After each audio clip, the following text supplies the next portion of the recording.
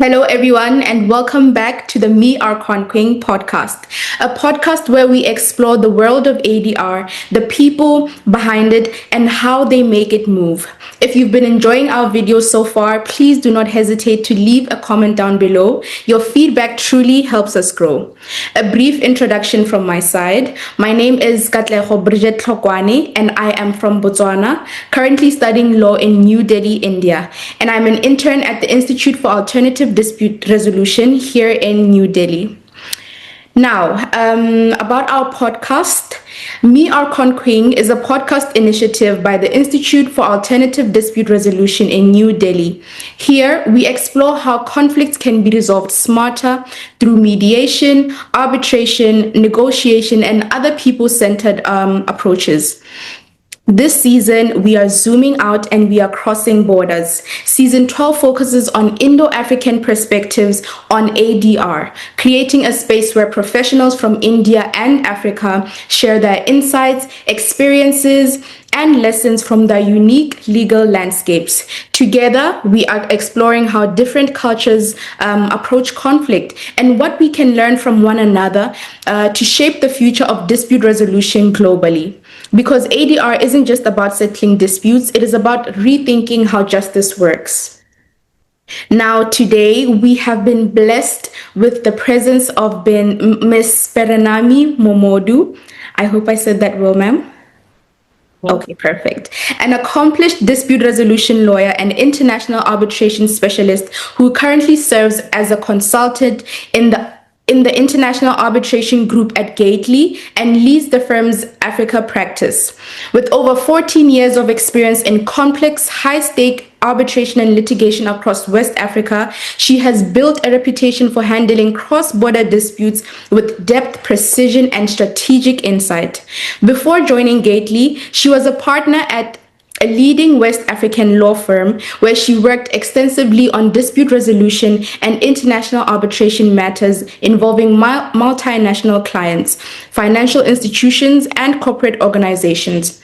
Her work spans sectors such as energy, infrastructure, foreign investment, manufacturing, and maritime. And she represents clients under major institutional rules, including LCIA, ICC, ICSID, and UNCITRAL. Beyond acting as counsel, she also sits as an arbitrator in domestic disputes and advises on cross-border insolvency, foreign direct investment frameworks, and complex commercial matters. She has handled arbitration across multiple African jurisdictions, including Nigeria, Ghana, Uganda, Tanzania, and Kenya, reflecting a true international disputes practice rooted in the African context. Her contributions to the legal field have also been formally recognized, including a special recognition award for her involvement in insolvency and business rescue reforms in Nigeria, underscoring her commitment not just to resolving disputes, but to strengthening legal system and dispute resolution frameworks more broadly. Perenami, it is such a pleasure to have you here with us today. It's a pleasure to be here. Thank you, Katliho, for that very brilliant introduction. Thank you. Yes, very beautiful work that you're doing. And yes, so Ms. Perenami, I'd love to start by getting a glimpse into the practical side of your work. Because arbitration is often seen quite theoretical from the outside world, as well as a law student, so far I've been seeing the theoretical aspect, so I'd appreciate a practical insight from your side. When you're actually in the middle of handling a dispute matter, what does a typical day look like for you? Oof. Thank you, Katliho. Now, I would take that from two perspectives. Okay. One, I generally act as counsel in arbitration matters. Okay. And I also act as arbitrator. I sit as arbitrator in some matters. So my typical day will typically depend on what hat I'm wearing, in that. Some days I'm doing both things, acting both as counsel and also fulfilling my role as arbitrator. Okay. Some days I'm concentrating more on one. Now, if I were to be acting as counsel, my typical day, is quite heavy. It involves a lot of strategy meetings and calls with my team before everything goes out, even as little as an email. Sometimes we have to strategize on how that email is drafted to ensure that it's perceived in the best way for our client and that it conveys the true strategy that we are projecting in that matter. So typically when I'm acting as counsel, can you hear me clearly, Kathleen? Yes, perfectly. Got it. So typically when I'm acting as counsel, there will be loads of strategy meetings, internal strategy meetings, strategy discussions. There will be reviewing memorials, drafting submissions. There will be reviewing documents. There could be calls as well involving clients. There could be witness preparation or calls with witness. There could also be strategy sessions involving experts, and so that's what a typical day will look like. There could also be discussions with co-counsel. Sometimes you're working with co-counsel, or you could be working, depending on what jurisdiction you're in, you could be working with barristers. So there's a lot of that going on, and some days, for instance, a day like today, you've got a filing deadline. And so for me today, I've got a filing deadline. So once I get off the podcast, I have to go and see to it to ensure that everything runs smoothly and we're able to put our submissions in and meet our deadline for today. So that's what a typical day as counsel would look like.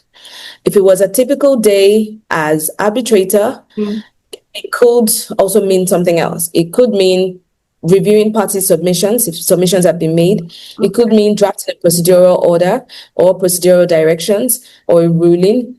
It could be preparing for the hearing, that is upcoming, or it could be also drafting the final award. So depending on what stage I am, but I mean, all in all, it's really typically managing teams and ensuring the client's strategy, the overall strategy for the case is maintained and met.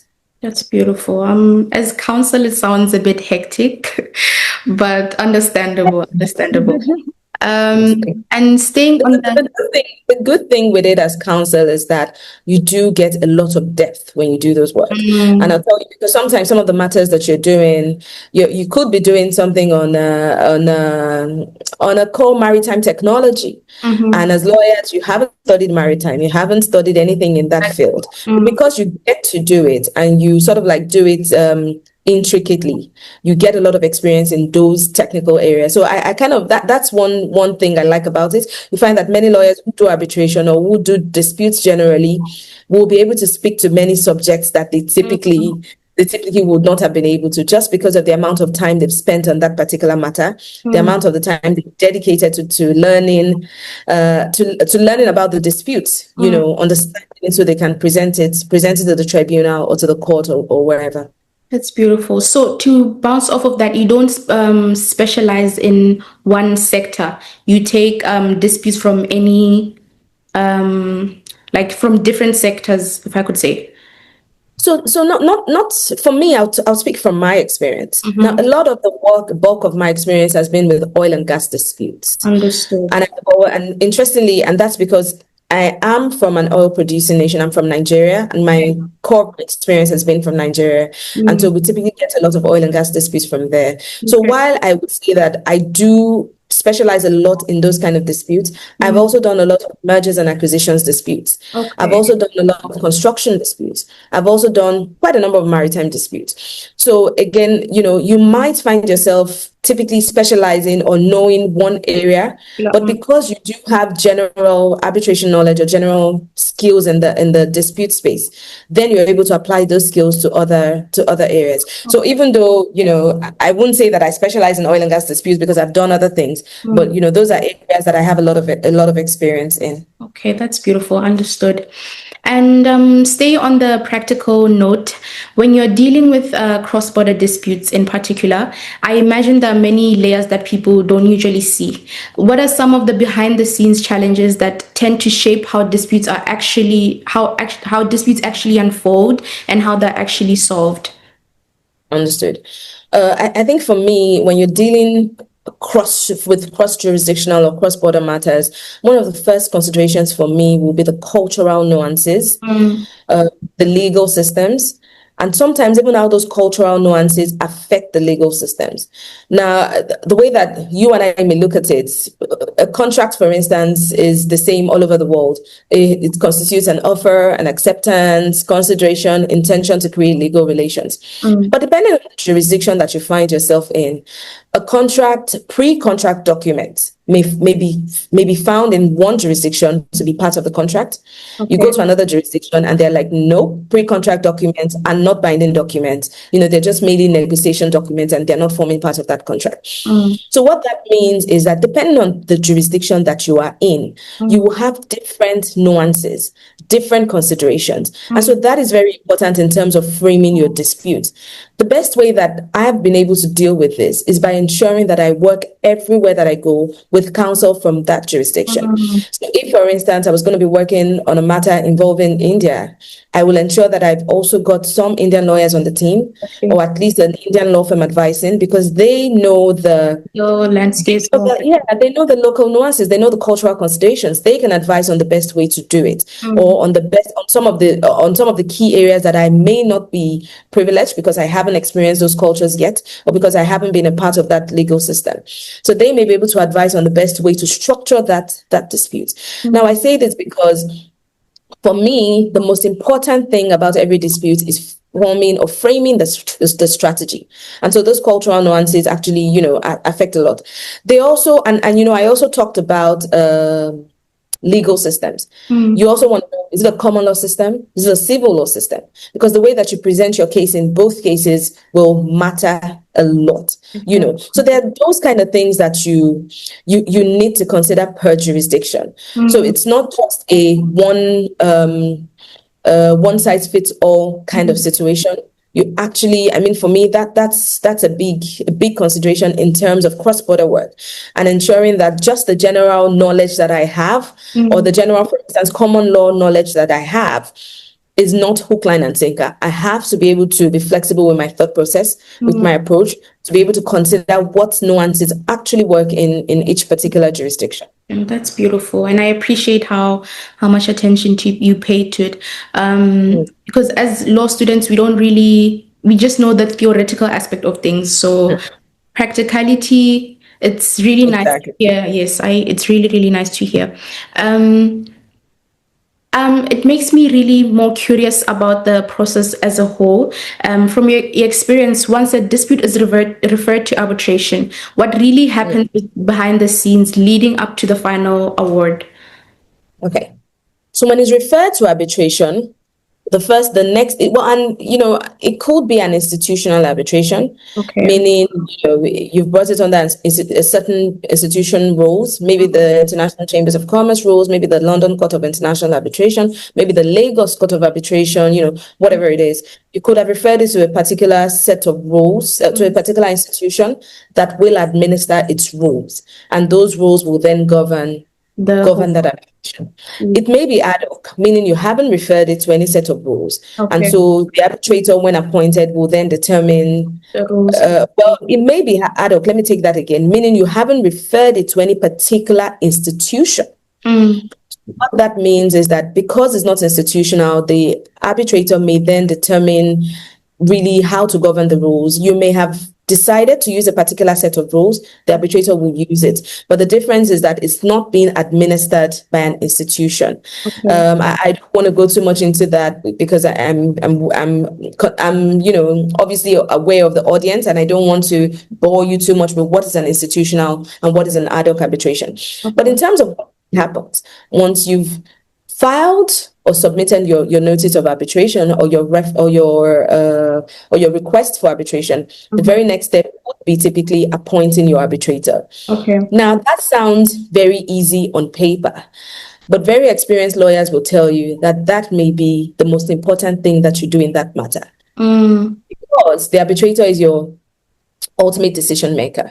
So there's a lot of work that needs to go into the kind of arbitrator that you appoint. A lot of research has to go into it. He can't just be, I like Kat Lego, I think she's very brilliant, I'm just going to appoint her.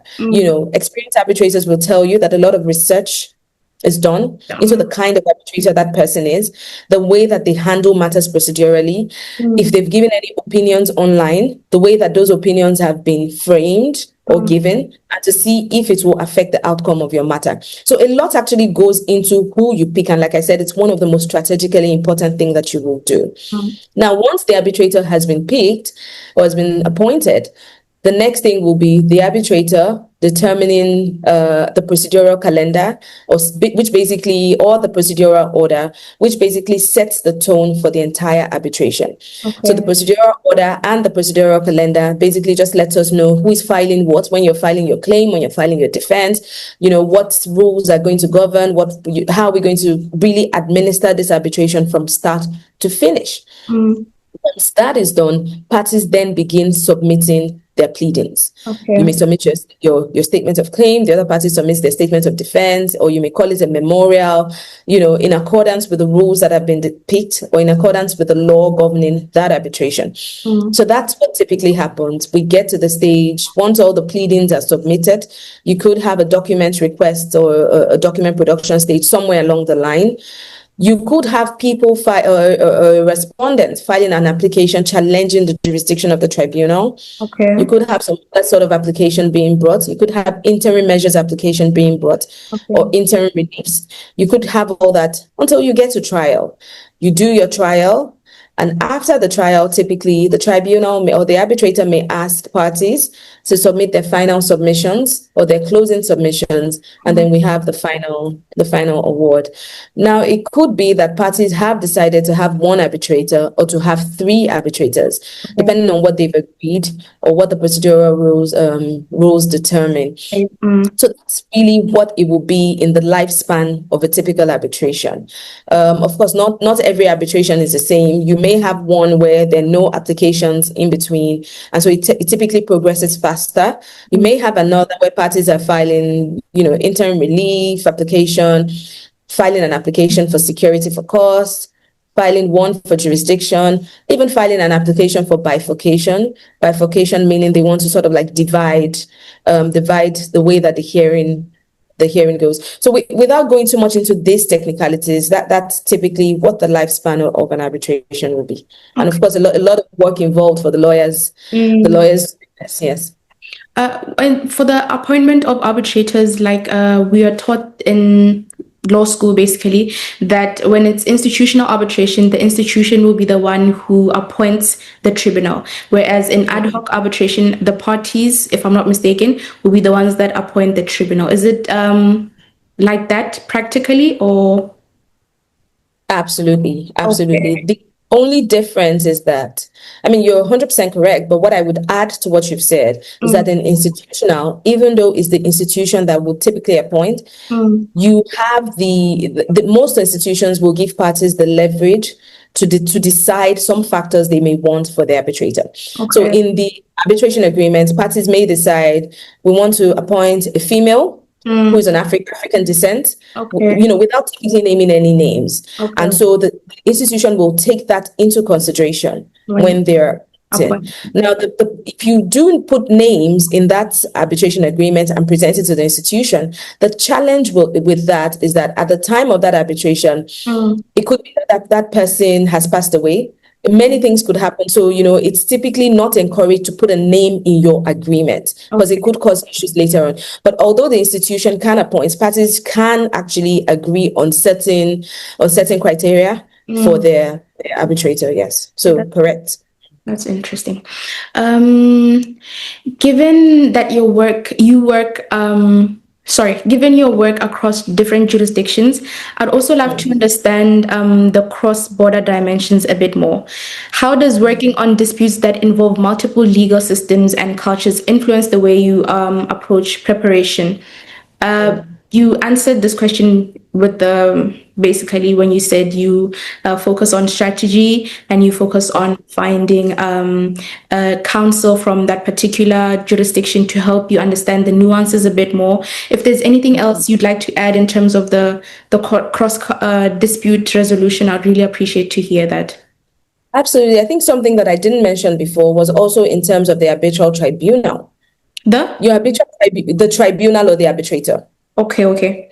Yes. So when I say tribunal, the tribunal may be more than one. The arbitrator may be more than one. And in that case, I typically say tribunal. Okay. It may be 3 arbitrators, and so I'll call them tribunal. So where what I haven't mentioned in that respect is that they may also not be from your nationality. And so even in terms of how that dispute is presented, you also have to consider that the people that you're presenting the dispute to may also be from different cultural spaces. You understand what I mean? So it's important, just like you say, that everyone is carried along. You frame your dispute in a way that is not offensive to anybody's jurisdiction. It's not offensive to anyone's cultural, cultural affiliations. And you also have to understand, like I said, you have to be flexible with your approach. And I will give an example. There are certain cultures that you are not allowed, out of respect, you can't look into somebody's face. So for instance, if we were from that kind of culture and we were talking and you were somebody that was older than me, much more respected, I have to look down and bow my head when I'm talking to you. Okay. Now, if you have a witness from that kind of culture in the witness box or being cross-examined, and he's looking down, and he's not looking at you, he's looking down, it may be perceived as him being or her being insincere, not confident, not sure of the fact. Exactly. Do you understand? Whereas to another arbitrator, the person is like, no, because of his culture, he's not able to look at you on the face out of respect. So, so those things, I keep saying it, they're extremely important, crucial. Because if you do have on the tribunal or an arbitrator who doesn't understand that culture, he's going to record in the award that he did not believe that the witness was a witness of truth just because the witness was unable to keep his head up. And don't forget that during the cross-examination and during trial, one of the things the arbitrators will look at is the countenance of the witness. So it's also very important. It's not just what the witness is saying, but also the witness's countenance and how he says it. Okay. And so, yes. So those are things that, again, I hadn't mentioned it in terms of the arbitrator, but very important. Another thing that I find, not a big point, that can be a bit tricky to manage will also be time difference. Okay. And this is because we're working across different jurisdictions.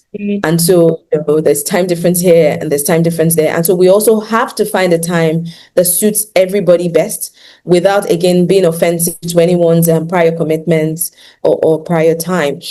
So again, there are many things in terms of like working cross-jurisdictionally. There will also be things like even currency. We have different currencies. Sometimes, even in terms of how that dispute is framed, even just having different currency considerations may also have a strategic impact, on that dispute. So those are some of the kind of things that I typically find, that sort of like affect the overall strategy.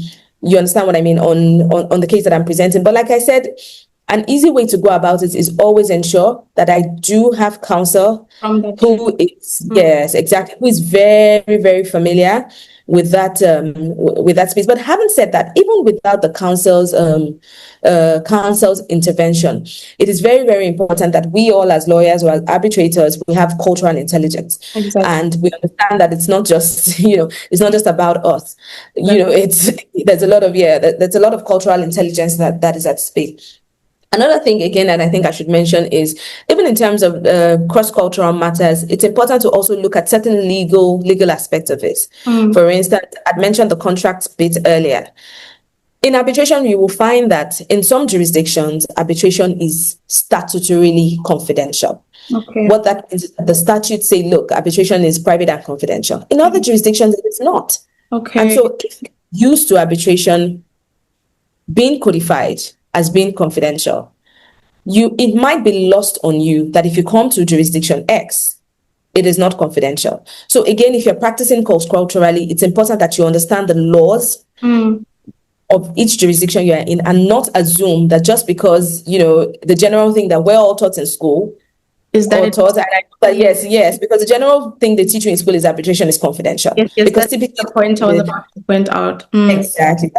what is taught in school. So even for me, to be honest, it was a culture shock for me to find out that in some jurisdictions, if you don't expressly state that it's confidential, then it is not confidential. Okay. So what you find in those kind of places is that if the statutes or the arbitration laws of that jurisdiction do not expressly state that it is confidential, then the arbitrator has to then make a pronouncement and say that, guys, this arbitration will be confidential. No need to leak. But if you don't have any of that, then we're all just working on a general assumption that it is confidential. Exactly. So again, the kind of things that will be culture shock across the world as you practice arbitration, to find that some of those things that you thought were sort of like bread and butter or elementary are not so elementary in terms of the statutory provisions of different jurisdictions. There's also the bit on enforcement. When you're doing your work, you need to be able to understand. And one of my previous bosses used to say to me that he was never going to start an arbitration except he knew exactly how he was going to enforce it. And so before he was going to start an arbitration, if he didn't know how to enforce it, he was not going to even touch it. And I've learned a lot from that. And that has also framed my strategy as well. Because I mean, if you come to me and say, look, I want to sue company X, I'm like, okay, you might have a good case, but if we sue country X, where are we going to get the money from? Or how is it going to come out? How are we going to enforce it? And so it's also important at the beginning to understand how those enforcement processes will work. Where is the asset going to enforce against? What jurisdictions or what laws govern those assets, and how exactly are you going to carry it out? Otherwise, you find yourself having an empty award. You have an award awarded $1 million, but you can't do anything with your $1 million. So those are some of the things that you look at. And enforcement across jurisdictions, even though many countries who have signed the New York Convention have general, they have like sort of like predictable enforcement regimes, but you'll be surprised.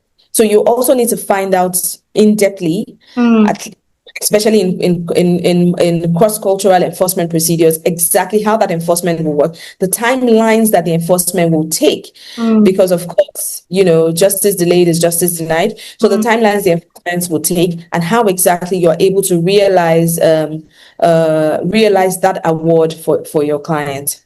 That's very interesting. I think I never, like you mentioned, in school, we're taught that arbitration is confidential. That is the main crux of why people actually... The main advantage, why the teachers... Yes, it's one of the advantages of arbitration, yes. That's very interesting. And also the enforceability aspect as well.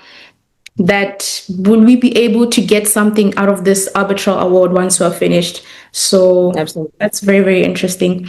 Now, if we move on to a bit of a personal perspective, as a young aspiring international lawyer like myself who wants to dive into arbitration or any other form of ADR, I'm genuinely curious, what practical skills do you think or you have found most valuable when working on real arbitration cases, especially the ones that aren't always taught in law school? I think you've already mentioned a few. If you'd be kind enough to mention more, I'd be happy. Absolutely. And I'm not going to tell you the usual things that they say, which would be, you have to be able to do a lot of research, because it's true. You must have very good research skills. You must be able to think on your feet. I'm sure, if I say that, or think outside of the box, if I say that, those are things you probably already know. But one of the things that I found most useful for my career has been listening skills. So you must ensure that you have very, very good listening skills. And when I say listening skills, sometimes you're listening to what has been said, and you're also listening to what is not being said. Yes. Now, why this is important is for your clients. Your clients are going to present a case to you. And many times you find that your clients are presenting a case to you. They may not even present the entire facts to you. Listening skills that I'm talking about also includes interrogation. Being able to listen to what your client has said and being able to interrogate for things that have not been said to determine how best to help your client. So that's a skill that I'm not sure that we're being taught enough of. Indeed. Now, those listening skills are also important when you become a proper trial advocate and you begin cross-examining and examining witnesses. What I have found over the years is that many times when lawyers are cross-examining witnesses, they're cross-examining, they probably have a list of questions and they're just trying to get through the list of questions or to get the witness to say something. What they're not doing is actually listening to that witness. Because when you listen to the witness, or the witness is going to say many things that you can pick up from. Just by listening. Because when you prepare your questions, you probably assume, oh, he's going to say, when I ask, what color is the sky? He's going to say blue. Oh, he has no choice. He's going to say the sky is blue. Or you'll be surprised that when you ask the witness what color is the sky, he goes ahead and says to you, well, sometimes the sky is blue. Sometimes it's less blue. Sometimes it's cloudy. And when it's cloudy, I can't even see the color of the sky. So the witness has said a lot of things to you that you can actually pick up. Exactly. Yes. So one of the things I would say is listening skills. Now, as a young associate, what I would say is this: before you become a partner, you're going to have to, walk through the ropes. It is important that you learn how to be a very, very good second chair. Now, what is a second chair? In arbitration, when you go for a hearing, you always have the lead advocate and you have the person second chair. Okay. And I would tell you that many arbitrations are successful many times because of the amount of work that second chair has presented. Now, the lead advocate sometimes is busy doing many things, relies a lot on that second chair for stuff. So he relies on the second chair for, being nimble with the information, being nimble with the records, understanding exactly where is this document, what did they say in that document, how does it impact our case. Don't forget that when you're doing a hearing, it's a very high pressure environment. It's very high pressure. Everybody has to think on their feet and, you understand what I mean? But it's important that the second chair, when the first chair, the person leading that case, needs to know, for instance, what was the date when the letter of guarantee was passed around to our client. He can lean over and say, can you help me check for the dates when the letter of guarantee? And you as a second chair can easily bring it up. Do you understand what I mean? And the only way to do that is by preparation. It means that second chair, you've been fantastic in your role in that matter, and you're adequately prepared. You understand the case from back to forth. You can even take that case and actually present it if the first chair is not available. That's what it means. And there was a matter that I worked on when I was very young in my career. And at the end of that hearing, when the arbitrator was giving his thank you speech to everyone and say, oh, thank you to the team, thank you everyone, the case is now finished, I will issue my award, he actually thanked me. That was his point was like, oh, and I would like to thank specifically Miss Momodu in this case, because I've seen the way that she worked very, very well with her, with the lead counsel on that case. Because I also prepared the case, the trial bundle. She prepared the trial bundle, she made everything work smoothly. And it felt very good to know that my work was being recognized. So some of the kind of things that I think are very important for young practitioners to onboard as early on. Of course, like I said, there are many things I will not, because you already know. Now, in terms of developing your skill in that space, I will also encourage young practitioners to get involved in most competitions as much as possible. Okay. There's some most competitions that you wonder, even I've attended some and I'm like, is this a real case? Because that's the amount of dedication and seriousness I see with the participants. It almost feels to me like, no, this is there's something real at stake here. So what I know for sure, I did a lot of moot competitions when I was in university and even when I was in the law school. So what I know for sure is that those moot competitions prepare you for the real world. Show you exactly what's going to happen, how you need to prepare adequately, And so, and this is important because sometimes you may not get too early on the opportunity to start working on those cases. But if you're doing those moot competitions, and because like I said, some of them feel so real, you get an early advantage of working on some of those matters. So those are some of the things that I think, would be some advice that I'm very happy to share with young folks today. Thank you so much. I truly, truly appreciate it. I believe that advice, for me personally, I think I'm going to take it and run with it because from the work and the research that I've seen of what you've already accomplished and done and are still doing, it's definitely working for you. So I truly, truly appreciate your advice. Yes. Thank you so much. And I thank you so much for your time today. Thank you. Yes. And to our listeners, thank you so much for joining and tuning into this episode of ME-Arcone Queing. I truly, truly hope today's conversation encouraged reflection on the power of dialogue and collaborative justice. And I hope that you've taken even if it's 1% from this conversation, then I believe that is enough to make change. So thank you so much, and I'm looking forward to seeing you all in the next episode.